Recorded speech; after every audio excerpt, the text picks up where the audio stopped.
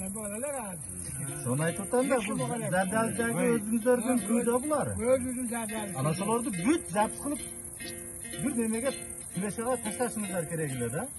Keyinki muğuna kalba aytatsa bular. Ana kuzu sese tedirmez. Serten şoğu.